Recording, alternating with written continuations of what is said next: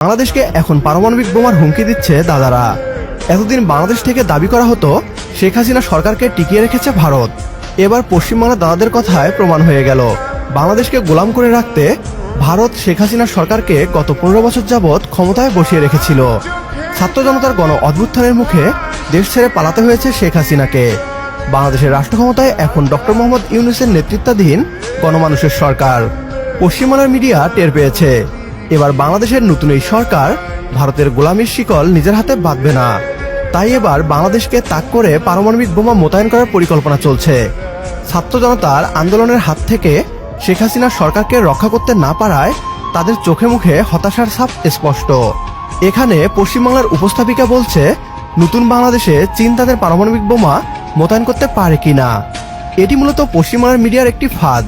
ভবিষ্যতে এমন আরো অনেক দাবি করতে দেখা যাবে পশ্চিমবাংলা তথা পুরো ভারতীয় মিডিয়াকে। বাংলাদেশকে তাক করে ভারত পারমাণবিক বোমা মোতায়েন করতে পারে, কারণ ছাত্র জনতার নতুন এই সরকার ভারতীয় দাসত্ব কোনোভাবেই মেনে নিবে না। এমন অবস্থায় ভারত বাংলাদেশকে ভয় দেখাতে পারমাণবিক বোমা মোতায়েন করতে পারে। এছাড়াও চীন বাংলাদেশে পারমাণবিক বোমা মোতায়েন করেছে, এই অজুহাতেও ভারত পারমাণবিক বোমা বাংলাদেশকে তাক করে মোতায়েন করতে পারে। বাংলাদেশের নতুন সরকারকে চাপে রাখতেও ভারত তাদের পারমাণবিক বোমা ব্যবহার করতে পারে।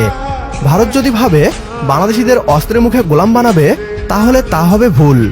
দরকার হলে আরো 30 লক্ষ জীবন আমরা দিব, তবুও ভারতীয় দাসত্ব মানব না।